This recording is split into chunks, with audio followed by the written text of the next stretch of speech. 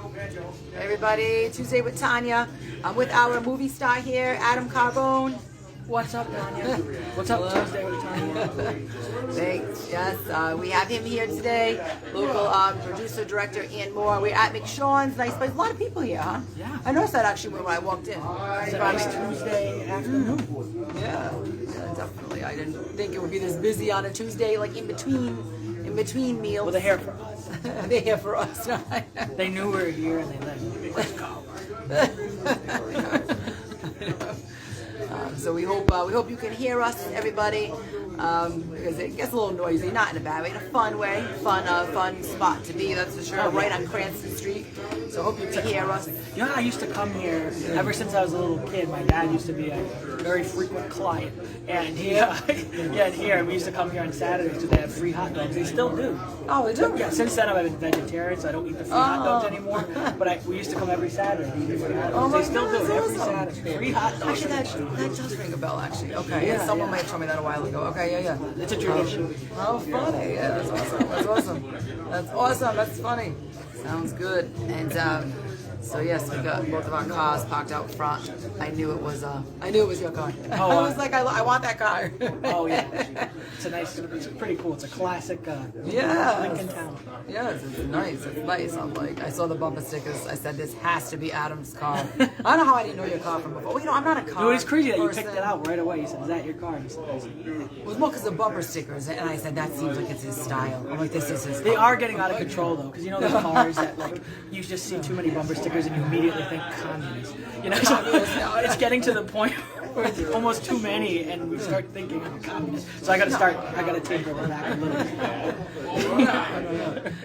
It looks good. And guys, drop a comment if you want to say hi now or on a replay.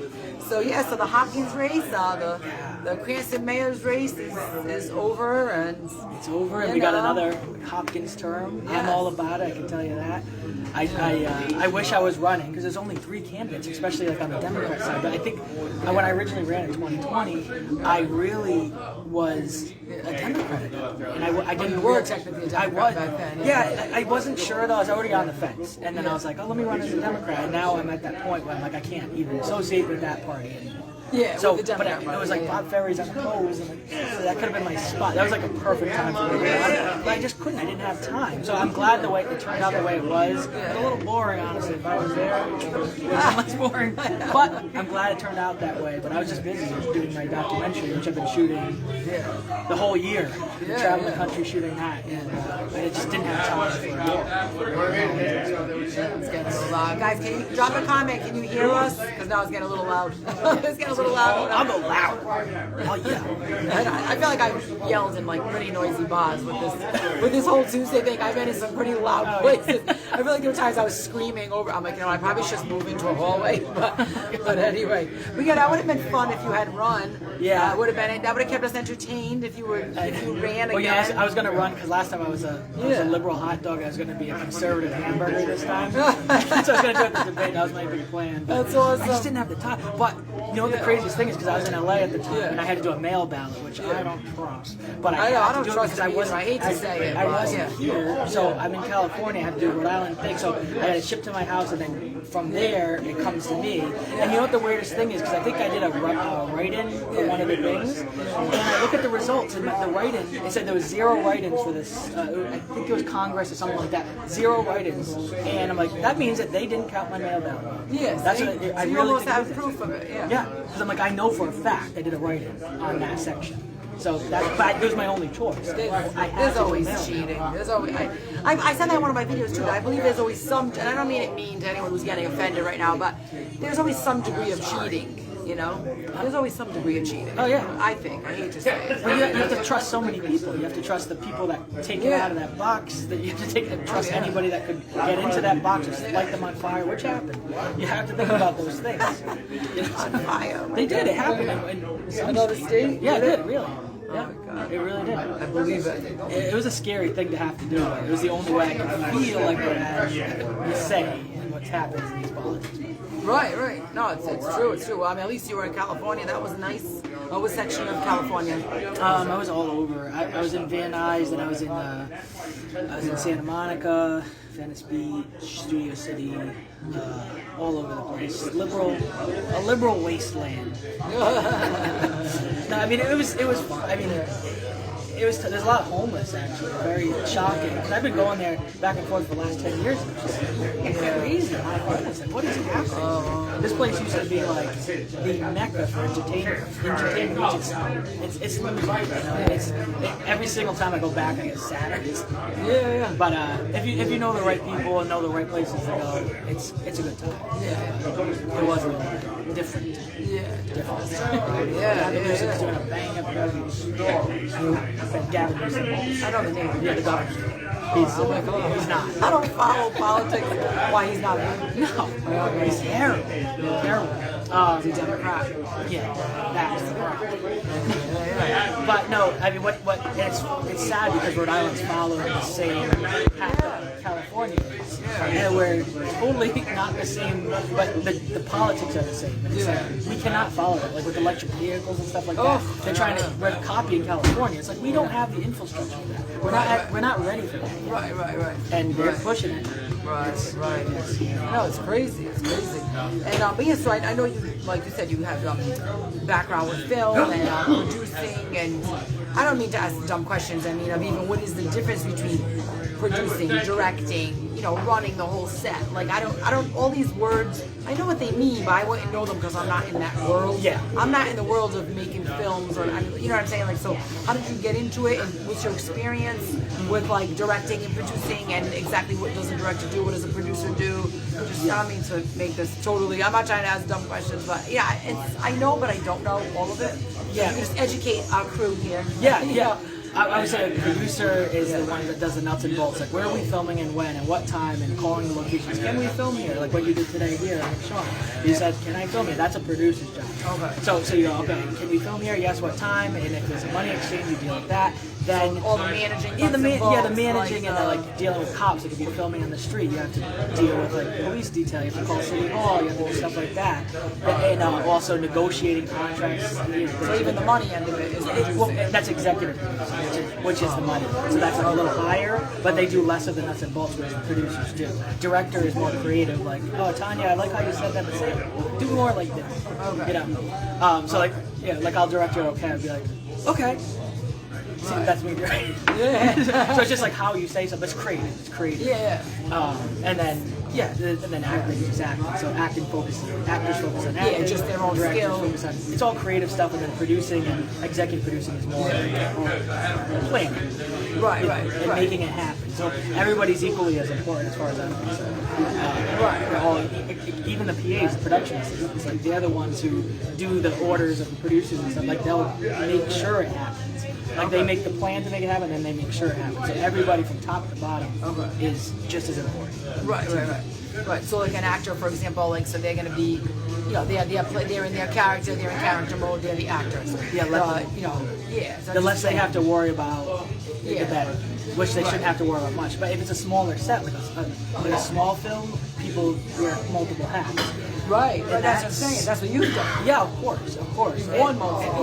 Yeah, it's team effort, and that's good, but at the same time, there's a lot of room for error if there's not enough people to help. Right. If there's not the proper crew and proper cast, there is a lot of room for error. Look at Russ. Look what happened to Russ. The armorer was also the props girl. What's Russ? That was the set where Alec Baldwin shot the cinematographer. Oh my God, that was awful. Yeah. What is the deal with that? Well, it was understaffed. Like, I don't know They're how trying that... to save money and pitch pennies. And how could a gun be loaded? Because people weren't paying attention. Or do you think it was a setup? I know there's conspiracy theories, It's possible. right? Yeah, it's possible. I mean, especially with Alec Baldwin and politics and stuff. It is possible that it was a setup. But at the same time, that Hannah Reid, she shouldn't have been there first, so she's underqualified. But nepotism in Hollywood, she's Del Reid's daughter. And Del Reid does all the Once Upon a Time in Hollywood. Like he did all the guns and for Jenner. Like he's very, very popular and skilled in Hollywood. And she got the job because she's his daughter. It doesn't make her qualified. Armorer. She was the one in charge of the guns, but she's also props, which is like this. This is the prop. This is the prop. She's in charge of something from like a belt buckle to the gun, to the actual gun. Like that's a no-no. But they're trying to save money and it's a low-budget thing. but certain things you can't skip. I would double checked. I mean, if I was having hands on a gun, I think one of the first things I would have did is check it. Oh yeah. Like even if let's say I was the multiple actress, people. I would have checked it. I would have been like, how do you check this Yeah. to make sure they're like, oh, Tanya, it's fine. Show me it's fine. Yeah. I think I would have just got paranoid in that moment. I think I would have got paranoid. Yeah. She should have checked it. The assistant should have checked it. The assistant director should have checked it. And Alex Baldwin should have checked it. And none of them did. That's 4 levels of failure. That's awful. In how that innocent girl's thing. So That's awful. yeah, it depends. So on bigger sets, you have everybody you need. You might think it's like, oh, this is unnecessary to be spending all this money on all these little roles, but they add up collectively. So it's really good to have Cost-wise, that yeah. if you can afford it. And if you can't, you've got to really scale down and be as efficient as possible, but without putting anybody in danger. So it's a fine line. That's crazy. Yeah, so all right, so I just want to make sure I understand it. So it sounds like, all right, so the director still is more the artistic side of it, how he or she wants the actresses to act. How about writing the script? Is that just considered the screenwriter? Yeah, screenwriter. Yeah, That's nothing to do with the director? no, it does. Sometimes it is the director, but if it isn't, they have to make sure that the writers get what they want. The writer will be on set like, oh, you didn't say the line this way. Can you do it like that? And there'll be a script supervisor in between the director and the writer to make sure that everything that's written on the page is said. But there's some sets that are more improv and loose, and then there's some that are like, it has to be this way, like Quentin Tarantino sets, but he's also the writer. So the script supervisor is going to make sure that if Quentin's so in the know directing, he's going to make sure that it is said exactly like it's said. It has to be. But there's certain sets that are like, it's okay. It's a great call. Yeah, no, it's awesome. No, it sounds great. It sounds great. And poor Paul, I better sit down and watch that one of these days. That was 2021. That was 2021? Yeah. Oh my God. And then you running for mayor was 2020. So the Paul was 2021. And then since then it's been documentary or... Yeah, I did 2 talk shows in 2022, and those ran its course. No, they didn't even ran its course, but I did a season of each of them. I'm not done yet. I would say we can go back to that. There's Garden of Wonder and Linda Elder's program, but during that I was shooting my documentary, which is about Andy Dick, the comedian. And we've been shooting that since 2020, since about 2020. Yeah. So now we're entering our 5th year shooting it and editing it, but this year it really went hard. And it took a while to like get into his universe and learn about his friends and learn about his family and really get in there. And this year we went all out. We traveled the country. We went to Texas, to Delaware, to New York, to Boston, to LA. Traveling, not to interrupt, traveling with him? Yeah, with him. Like almost following him, documenting his life. Yeah, wherever he is. And we went to Missouri too. So yeah, like for example, we went to Missouri, he did an autograph signing with fans, and he did a performance on stage, and he was just, his presence was required there, so we followed him to Missouri, which is crazy. Branson, Missouri. It's an interesting place. Yeah, so we went over there and just filmed his escapades there. We went to Catalina in California. But it's a really interesting thing because people think about Andy Dick, they see, oh, this guy's crazy, and then you look up and say, like, how dare you work with a guy like this? You know, if you really look him up, it's wow. Like, what a Why is he controversial? Yeah, very controversial. Yeah, very. But people don't know him. You're just looking at the headlines. As you know, the news has a way of embellishing and exaggerating the truth and not showing like what led to this. So my documentary is about how did we get here and who is he actually, and we're showing that. And there's people that are like in his corner and they support him and no matter what, including celebrity friends. But these are people that usually on the right side of things that don't care and they're not woke, so to speak. Like for example, Dr. Drew, we filmed with him. Adam Carolla, we filmed with him. Really cool, open-minded guys that is like, this is my friend and I'm going to be there for him. And whatever he wants, I'll do. And he's like, talk to Adam, and it happens. But then, Yeah, friends. They all work Dr. Drew together. guy works with the Corolla guy who also works with the Andy guy. Yeah, they're just friends. It's just friends, not really caring what the rest of the world thinks. Like how dare he? I put him on my podcast. How dare I talk about it? Like they don't care. It's just like this is, and that's. I think there's a change in society now that it's getting to the point where people just don't care. Like the woke thing is kind of out the window. I know. Hopefully, my God. It seems like fingers crossed. I know.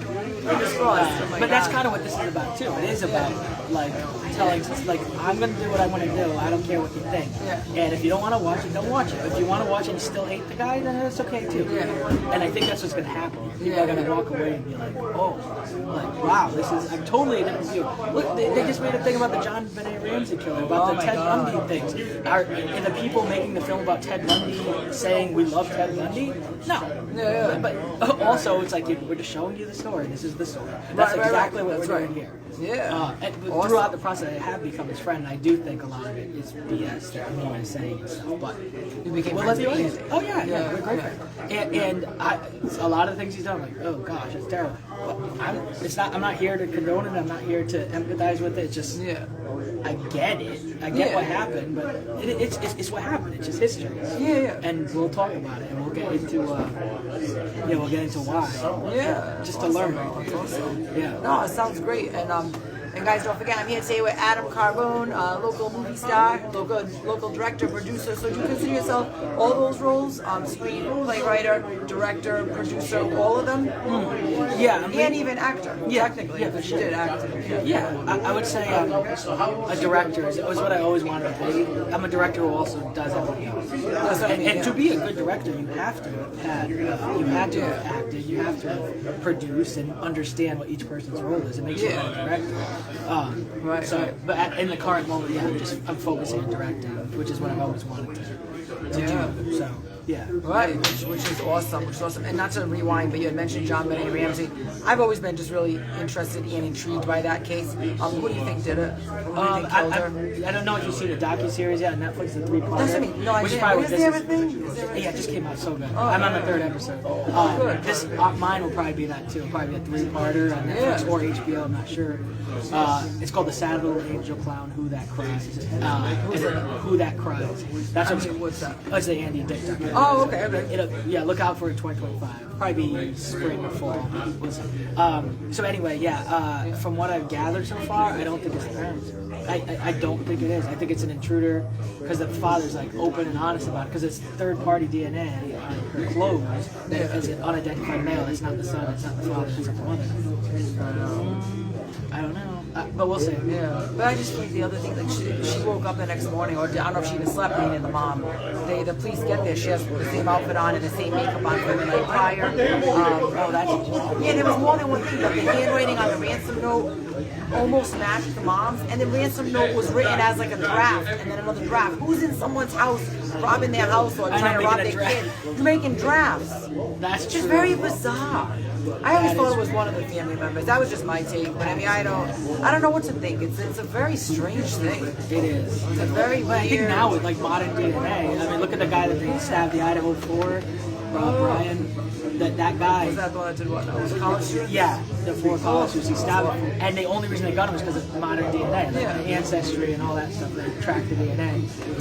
I think they can do that now with current technology. I know. Hopefully. I mean, I just feel like that those parents, they lawyer it up. What do you need to lawyer up for when your kid is brutally like murdered? Like, why would you need a lawyer? When they just even their actions, I think, just spelled out suspicion. Even if they really didn't do it, maybe there was just some way of I don't know, an agreement or something that was done. That was very weird.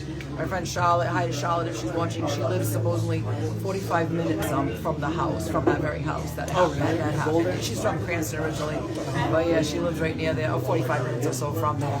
But I didn't mean to go off on topic. But so the documentary, and you said you've been working on it. So you hope to get it into like a Netflix or just something, HBO or something like that. It's that caliber of a project.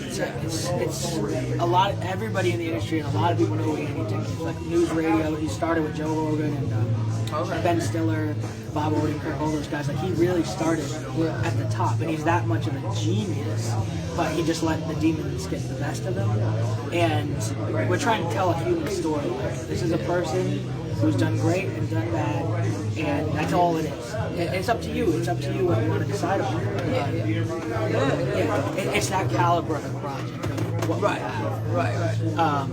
Like the situations that we've been in. Like I'll talk about one, for example, that you look forward to in the movie.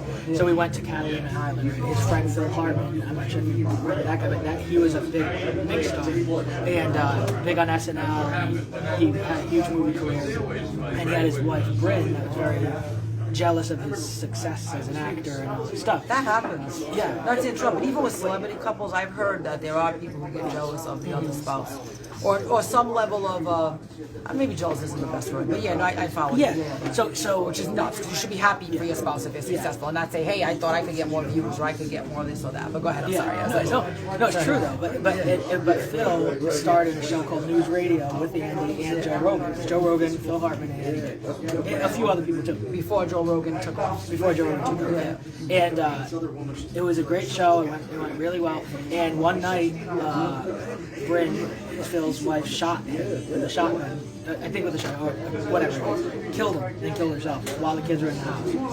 They blamed that on Andy because Andy gave her a drug supposedly at a Christmas party, made her relapse. And he said, if you ever do drugs again, I'm divorcing. Phil found out, and he's like, I'm going to divorce you, and then it all went down.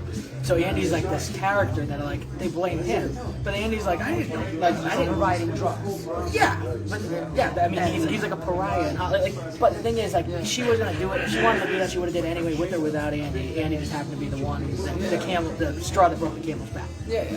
But we explored it. I'm not hiding from it. I'm not saying, oh, this is Good. we go right into that. So Good. we decided, because Andy never had closure. They were always supposed to go to Catalina. He never had closure of going there with Phil, and that was his favorite place to go.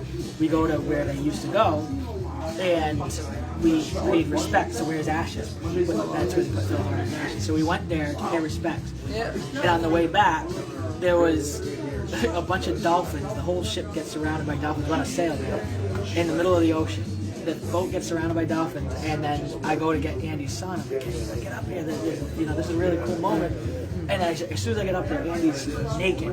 He's like, I'm gonna go swim with the dolphins. I'm like, you're going to die if you go in there. He goes, good. And I'm like, stop. So Andy's naked. This is on purpose or not on purpose? This is just Andy being Andy. We're in the middle of the ocean. That's what I'm saying. Yeah. Trying to do something real, and we're filming everything. That's what I mean. Yeah. Andy can't. No. So I'll leave it there. You'll see what happens in the movie, but it's that naked? Crazy. Yeah, because naked about to jump. You can see everything. Oh yeah, peeing off the side. Yeah, everything. He's peeing off, and he peed off the side of the boat. First, like, stop! Oh my God. So I is he go drunk at this point, or is he? He's something. He's something. So, but then you have really wholesome moments. We meet his biological parents in Texas. Like it's you have such cool things. But even something like that, it's like you'll never see anything like this ever. Yeah, that's awesome. That's awesome. I hope it makes it big. My God. That is so cool. You just gave away probably one of the. No, I stopped. No, not gave it away, but I mean, hinted at. You'll see what happens. Yeah, so that's why I left it at that point. Hinted at one of the fun scenes. At one of the fun scenes. Oh my God. And there's so many though. It's like you see the good, the bad, and the ugly, and it's gonna be a wild ride. So. That's awesome. You got the tea here. That's the first time I teased that story. It's an a couple people have said things. Even Mayor Hopkins, when I had him on back when I forget what he even said. Oh yeah, it was something. He did say something that he released, and he said it with me first instead of saying it somewhere else. I'm like, God, I wish I was. You got the tea. Oh yeah, I'm like, I wish I was, getting paid more or whatever. That might be that's something we're looking forward to. Like we discussing, getting more payments for some of this stuff, but especially promotional stuff, like if I'm helping a business promote. But I don't mean to keep talking about Andy's package, but it doesn't. And I don't know if you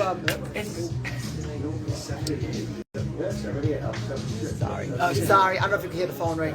That was Amy. Hi, Amy. Another A. We're talking about Andy. We're talking about Amy. Not Amy. We weren't talking about you, but because sometimes they can actually hear it ring. Sometimes they can. Sometimes they can't. So that's why I didn't want to talk during the ringing. But I don't mean to keep talking about his package, but I can't help but ask. I mean, does it? It's huge. Yeah, no, it is. What? Is he hard? No, it's still huge. No, but I'm just trying to, because there's other people on the boat, right? So the captain's like calling the Coast Guard. He's like, I'm getting a big, it's crazy because it's a liability. So I had to dress him. I'm like, you can't do that. Stop it. I'm not trying to make a movie. I wouldn't say it wasn't. But, oh my God. Yeah, no, it's. But do you think you'll show the goods in the movie, or do you think you'll blur it out? No, definitely blur. I mean, there's no the point is that we do this wholesome, great thing. Yeah. And then it turns into that. Right. It was so weird. It's like haunting. The dolphins just come up and he's like talking to the dolphins. Like, I've never seen a dolphin in my life. Yeah. And there's like 100 of them around the boat, awesome. And Andy's like talking to them. It's so crazy. That's so cool, though. That's so cool. It's kind of like Tuesday with Tanya because there's times that you know, like I said, had someone professional on, and we're talking about politics or about this or about that, everything's, you know, I's are dotted, T's are crossed, everything's professional. Then there's times I'm on here talking about dick pics. So, did you see that one? No, the dick pic ones, I had one on that, yeah. Oh, yes, I did, yeah. It's like, what's the fascination with sending these? Like, I don't understand it. And I mean, I might even do a part 2 to that video, who knows? You know? I might do it, what is the fascination? It's like a weird, I don't know. Do you think it's a thing? I don't know. I shouldn't even. I won't even go there. I'll ask you that later, Ovi. I'll make a note here. Yeah, there's the thing. I have a question. Because I don't want to offend anyone, but because someone watch it might be like, oh, she's talking about me. It's like, yeah. But anyway, okay. So we're getting to the film with our friend Brian Vincent. Yes. So that's next. So right now we're just in post production on the documentary. We're just editing and doing paperwork and all like the back end stuff that's like boring but necessary. So as that's happening simultaneously, I have a team of people working on this. So fantastic team. While they're working on it, I'm going to be filming another movie with Brian Vincent in January. The director is Cranston St. She's a really good director and super nice lady. Dude, that's my 10th grade English teacher. Oh, girl. Which is so interesting. At West? Yeah. What's the last name again? Capaldi. I don't know her. Well, maybe she's either newer or... Yeah, I mean, it was like... Or she have a maiden name? Falso. She was an English teacher. So, probably too young for me to know her, but yeah. She's got into the film scene. A very artsy person. Anyway, so we're gathering back the old crew from Poor Paul. So Chris is directing. I'm the director of photography. Brian Vincent's starring in it, as well as Stephen Martin and a bunch of other really talented people. And it's gonna be like a 4-day shoot in January. So it's kind of like a little thing to do as everything else is happening. And it's good to be around those talented, wonderful people. So that's what we're doing there. What's it about again? Or you love it's called, yeah, it's called So You Want to Steal a Kidney, and it's about this woman that's a gambler that needs to make her money back to the mob, and Brian's one of the mob people, and she owes $20,000. So her plan to pay it back is to steal a kidney. And so from somebody, and so that's the concept. We did a fundraiser. Without giving it away. Yeah. And so we did a fundraiser for it a week ago or so, and Brian Vincent performed at that. He killed it. It was so good. And that's where we're at with that. So that's what's next. As we're still shooting this, we still have to shoot more. We might go to Chicago and Texas for the Andy thing. But this year, we definitely wrapped with that. It should come out. And maybe 2028, I'll run again. I know. I really wanted to. I just didn't have the time. Yeah. Looking great. I know. Oh my God. I know, huh? Too bad. That would have kept us interested. And then I didn't watch all of Paul, but I just caught clips, just some clips of it. You know, and I will say, of the clips I saw, everyone did impress me. Of everybody I saw, I don't know those people. Well, some I knew by face. Of course, I know Brian, but I'm just saying, like, I recognize a couple of familiar faces, but not that I know these people. But I think everyone did well, but at least just from a short clip standpoint, meaning that I'm skimming through the movie, I just saw certain parts. I didn't watch the whole thing. You know who I did like was, I don't know his name, but he might have been a seamstress guy. A guy that... Oh, yeah, Jesse Vega. I don't know. He did like the...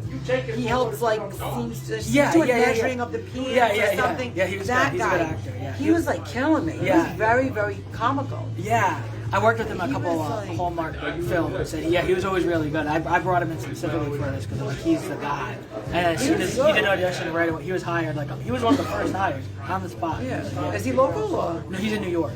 Yeah. He was very I mean, everyone did do awesome. I don't want to say anything where it was. I don't want to make it sound like he was the best one. Everyone was awesome, but like just something about the way he. I don't know. I guess he was just very. I guess what's the word? Very in character. Yeah. You know, and I probably shouldn't even say this, but like when I watched you did awesome. Brian did awesome, but I also I watched very quick clips. So don't get offended. No. Even Brian, if you're watching, it's very quick clips. But when you watch, I think this goes for anybody, even someone in Hollywood. When you're watching someone on a screen that you know, how do you not see that person come out? Yeah. Like I'm like, cool. I'm like, I see Brian in that. Yeah. Like I feel like I'm watching him. Yeah. Even you, I felt like I was like, oh, wait, cool. That was like an Adam type of thing to say. Yeah. Like, you know what I'm saying? Well, you put yourself into things. Yes. You have so I feel to like totally like, transform it. Yeah. It's like, but that's why sometimes you get casted in those roles. It's not a diss. I'm not dissing you. But sometimes you get typecast into a role where it's like that character's very awkward, kind of sort of guy. It's like perfect for me. If it's anybody else, it wouldn't work. So Yeah, that's what I mean. Yeah. And that's the thing is maybe because you don't know that guy, like that guy. Because I don't know him from a hole in the wall. Yeah, but he's a so really to good me, actor, he so you have to was put like yourself he was a hair up from a little bit up from the rest of them, just probably because I didn't know him and something about his personality, and I just found him, I don't know, fun or just very I don't know, it was weird. You guys also did very. I know you're gonna kill me. You're gonna kill me. I know. I feel bad. You know me, Tuesday with Tanya, like too honest. Where it's almost like it. But even me, like if I watch myself in a play on stage, I'm gonna be like, okay, that's Tanya, like acting like Tanya. She's supposed to be Susie, but it looks like I'm watching Tanya. You're right. Do you know what I'm saying? Yeah. Like I think it falls for everybody. So I guess the downfall would be is us knowing people, like me knowing you, me knowing Brian. Of course, I'm immediately gonna just see that person come through. Yeah. You know what I mean? Like, how do I not? I think it happens with even not real, but maybe famous people in Hollywood. Oh, yeah. Like J-Lo, forget it. I see her in every single role she's in. There's like J-Lo comes out. I feel like maybe it's just because I've watched so many interviews with her that I've gotten to see her style. That she just comes out in every character. And, you know what I mean? I guess it's just part of the business. It's part of the. I don't know. But you're right. What do you say, Paula? How do you explain that? Typecast. Yeah, you do it almost on purpose. Well, yeah, but like it's because you're in that role for a reason. Like, like with me, I'm the awkward, socially awkward guy. It's perfect. That's what I mean. Yeah, that's why that works. The same thing with him. Like that was the perfect thing for him. Right. The same thing with a lot of us in that role. But knowing the person, it's hard to separate the character from the person. Yeah. But to like the even audience, in Hollywood, the audience, they're not going to know the difference. Yeah. Yeah, it happens. So it's smart then to direct into what do you call it, casting? Yeah, typecast, leaning into the typecasting. So it's better to cast that way according to personality type. Yeah, I would say so. Yeah. It probably would. I mean, yeah, and you can because totally, then you can fit into the character better because you can almost be yourself. Yeah, yeah. So it's almost a smart move that you did. Yeah, for sure. Yeah, but there's some actors that can just totally flip it and be whatever, right. And that's a really great thing too. Yeah. So either way, it's fine. Whatever works. If you're seeing what was written, if the writer sees this is the character I wrote, and however you get there, if you naturally are like that and you lean into it more, or you have to totally flip it and you still do it. That's awesome. That's awesome. Yeah. It's good. It's good. And it has to, like, where I think, like, even some people in Hollywood at times didn't do it, like, they didn't. I don't know, you probably agree. Certain movies where the wrong person was cast, but maybe because their true self was coming out and it wasn't the right role for them. Yeah. Or because their star power, like that happens with Tom Cruise. Yeah. It's like, what? They have better options than that. Yes, they have better options. But it's because they have a name and they bring in the money. The box office is through the roof because of the name, but it's like it might not be quite right for the role. I think for that genre, whatever genre it may be, that he could do better in a different genre. Yeah. And even that's what I'm saying. That's not right though. No. That's not good. That's not good. It's show business. Yes, it's true. It's true. I mean, because one of J-Lo's movies, the one with the strip club, with the whole Hustlers movie, and she's like the stripper, but like the lead stripper or whatever. They're trying to get money out of guys and things like that. I mean, as much as I didn't mind watching that, I like the movie. I like a lot of movies. I'm just saying, but you need a more badass girl than J-Lo to play that role. Because I kept seeing her come through that, like J-Lo, like just get along with everybody. That girl next door, yeah, she's attractive, but. You know what I'm saying? Yeah. Like, there could have been a more badass girl to play that role, a tougher girl. And the same thing, they probably did just for the movie to get publicized because J-Lo's in it and she's going to show, her butt and show this. She didn't really show a whole lot, but she did show her butt. But I'm just saying. You know what I mean? Like, that's probably why they did it because she does have a good body. She does dance well. And she is friends with P. Diddy, so she's kind of badass. Oh, I know. She might go down with P. Diddy. I think she might. I don't know about that whole P. Diddy thing. I don't know, because I feel like I believe it all, but I don't mean it like that. No, it does, but I look at it as like I know so many acquaintances too. How do I know what they're doing behind closed doors if they're really having underage sex? I don't know, but I know they'll be like, if someone says to me all the time, you know him.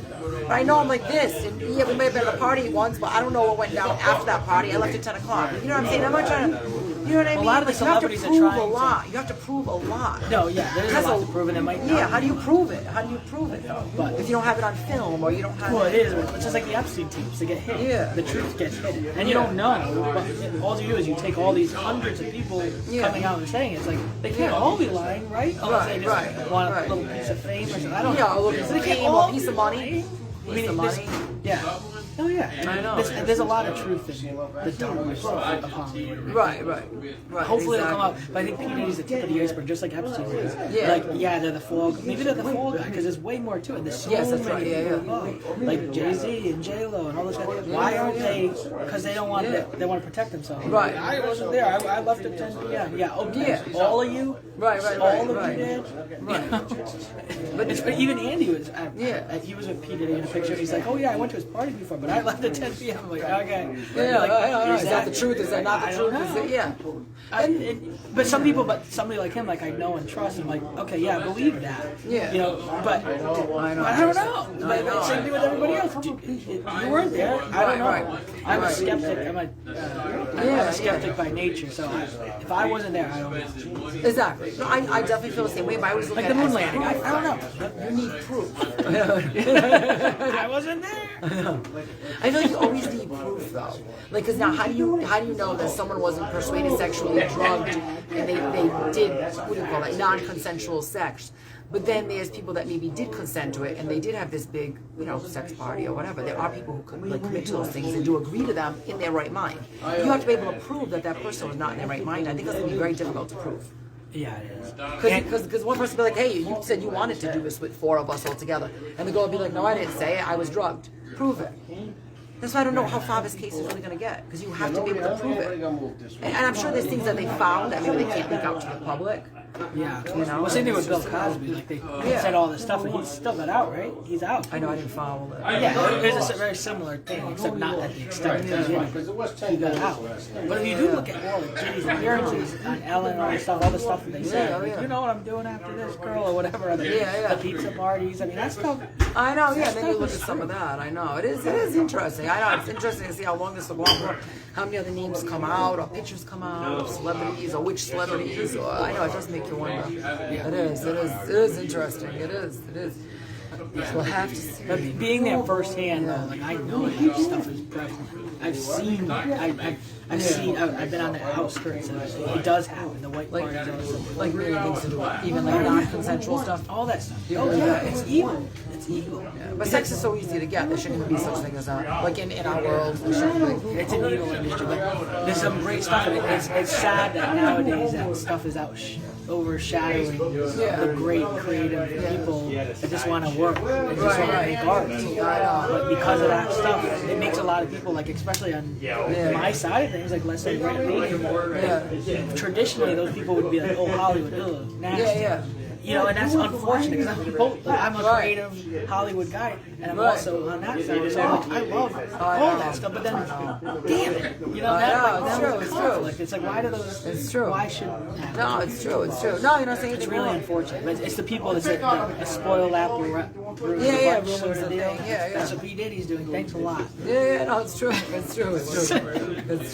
Did you see his mom? His mom looked great. She was like in her 80s. Oh yeah. They showed a clip of her either walking in the court or out of the court. I was like, this woman's 80 years old. I was like, I couldn't believe it. Oh yeah. Well, I guess that's what money will buy you, though. But I mean, she didn't really look too phony. Actually, she looked pretty good. But no, I'm just saying, it's it's interesting. This whole Justin Bieber thing. Everyone feels bad for him. How do you know he was really a victim, though? Do we really know that? We don't know that. We don't know. We don't know. We don't. You know what I mean? Like, I believe it though. If you look at it, totally.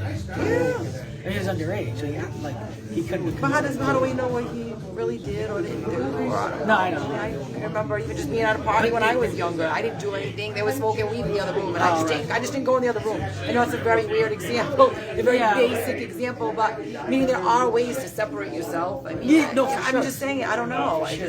But I knew what was going on. Not that it was the worst thing in the world. Yeah. At least it was just that. But I didn't take part in it. But I guess that would be like someone putting a blind eye to stuff that was illegal. Yeah. You know, there's a lot of turning. And I think a lot of these people aren't ever going to get convicted because they did turn a blind eye. Like the people that left at 10 p.m. Is that illegal? No, it's just like I can't imagine what happens here, but I'm out. Thanks for having me. Bye. Right. It's not illegal to do that, but you must wonder because you probably have the intuition that something bad. Yes. I better go. Yeah.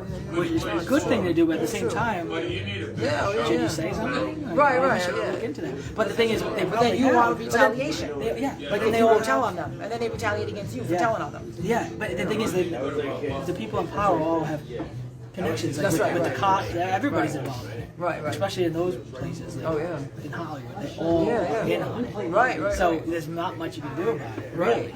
Or if you do, you're dead. Right. That's right. That's another. That's another thing. That's a totally rough topic, but I know we'll probably wrap up soon. And guys, thanks again for watching. I'm here with Adam Carbone, Cranston native, but is in California. If you could just rewind if you want to hear about the short film and also about the documentary with Andy. What's his name again? Andy Dick. Sorry, how can I forget that last name? Andy Dick. Hard to forget that name. All right, so but yeah, no, that too, like those suspicious deaths of people like Diddy's was his ex-wife, ex-fiance, the mother of his kids, the Kim Porter was her name. Her death is a little weird to me. How about that guy? What's his name?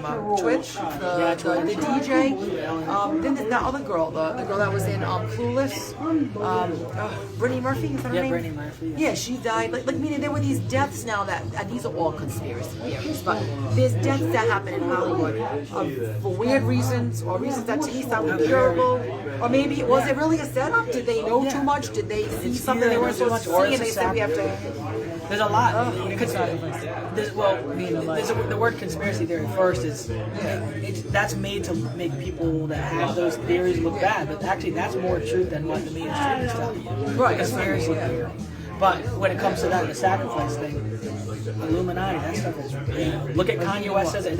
Look what they do to Kanye West. They make him look like, oh, he's crazy. He's actually a genius. Right. And they make him look like so bad because there was a video of him talking to TMZ or something. He was saying, look at LeBron James, look at all these people. They do humiliation rituals. They kill members of your family so you can become famous. It's like, even though you're talented, you have to be talented first or not. Look at some of the crappy rappers, the mumble rappers. Why did they become famous? Because they made a sacrifice. It's a blood sacrifice. It happened. I talked to people that What do you think they've done? Killed someone? Killed, raped, whatever. Sell your soul. Don't get what they want. It's a truth. It's a real thing. It is crazy, but I've heard it firsthand from people that almost done it. And people that, if you really look into it, and who are the people that are being slandered? It's like Kanye West, the people that really speak up are the ones who get Charlie Sheen, people like that talking about 9/11, things like that. If you talk about those things, it's all over. It's like no one can speak the truth anymore. Yeah. That's the other sad thing. Nobody can speak the truth. Yeah. No one can. Because then you just get like almost looked down upon for speaking the truth. Anything in life. And you get labeled a conspiracy theory. That guy's crazy. I'm sure some people say, oh, he's crazy. Or people who speak up in general for what's right, whether it's in politics, whether it's in schools, whether it's in the workplace. You speak up for what's right, like, hey, this wasn't right because this was this and this wasn't fair because of that. And if you're speaking up, and then they want to quiet you, but you're actually saying the truth. Yeah, and then if you can't, and then if they can't slander you and make you look bad by your words, then there'll be a Carbone march. I'll get into the parking lot. Yeah. Or they get fired. Yeah. Or people are not friends with them anymore. Or it's nuts. tough. It's crazy. Yeah. But what I'm doing, the project I'm working, everything I've done, my campaign in 2020, this documentary is all about free speech. It's like, just say what you want to say, be yourself, do your thing, don't care what other people think. And that's what this is all about. Getting involved with it, you're doing that crazy thing. Free speech. The company I work for, the Ocean State Current stuff, Red Tide Radio, all that stuff. Is so Ocean State Current. Tune into that Ocean State Current. It's a news company in Rhode Island that we say what's on our mind, we talk the truth, we talk about like the reality of what's actually going on without being afraid of what other people think. And it's a great place to get actual news from. I mean, there's multiple programs. Tuesday Tanya's on it, Red Tide Radio, my show, In the Dugout with Mike Stenhouse. Really cool. Red Tide Radio is every Friday. We just talk exactly what's on our mind. But the cool thing is that we have people on the right, people on the left, conspiracy guys like myself, conspiracy guys, or truth guys, as I'd like to say. But we're all together, and we can have a conversation. At the end of the day, we can still say, "Love you, brother." And say, "What a good conversation," and we walk away, even if it gets heated, which it does. What a cool thing to be able to speak without being like shy. I know. I'm sure there'll be people that on the left that'll be like, "How dare you say that?" just calm down. Just have a conversation. Yeah. And if you don't like it, don't listen. Right, That's it. We could still be friends. Like I don't give it most of the time. And that's another fortunate thing with the entertainment industry. You can't say anything. Like I'm afraid for people to see what I'm saying now. I'm friends with a lot of people in my life because they're all in the entertainment industry. Like legitimate business contacts are going to see it and be like, how dare you talk, speak your mind. Yeah. It's sad. But I do think there's a change. Especially with these election results. I do think people are starting to wake up. I hope it sticks. Yeah. I hope that the other side doesn't take over. But there's a middle lane. Not like being a centrist or anything, but there's a middle lane that we can all coexist. Yeah. I have Democrat friends myself. Yeah, I do. Yeah. It's okay if we agree to disagree on politics. Like I'm not gonna argue. I'm not gonna lose friends. I'm not gonna not talk to family or people defriending people on Facebook. All this bullshit. Everyone takes it sort of hot. What do I care if you like Kamala Harris? I'm not gonna defriend you on Facebook because of it. Yeah. But people will defriend other people for liking Trump and vice versa. And it's just It's really unfortunate. It doesn't need to be that way. But if you're just willing to have a conversation, or don't agree to disagree, or don't talk about it, it should be fine. Yeah. Like a family gathering, you ever really just don't talk about that. Yeah. You always have to. Right. Especially this Thanksgiving. This time around. I know. Thank God. I'm just glad he won. My God. He ain't even won the popular vote. I think that holds even more weight that he won the popular vote. That to me speaks even louder, like that he actually won the popular vote as well. That to me is even more important. I know maybe it's not supposed to be, but I think it is. So, bigger if the popular vote mattered, which it doesn't. That's why you don't campaign in California and New York, for example, because you don't want as much because you know you're not going to win those. But if you did, the numbers would be even higher. So the fact without doing that really majorly, wow. It was great. It was so good. So I'm so excited for that. And we'll see what happens. I think they're still up to something. I think something's going to go down. I hope not. They're going down. I mean, World War III. That's what I think. We'll see. I'm calling it. I say on my show. People have said it. Unless they're waiting or who knows. I know. I just hope not because it's just. I feel like they're going down too easily. Yeah, it doesn't make sense. I hope that's the case, but right. I know. It's crazy.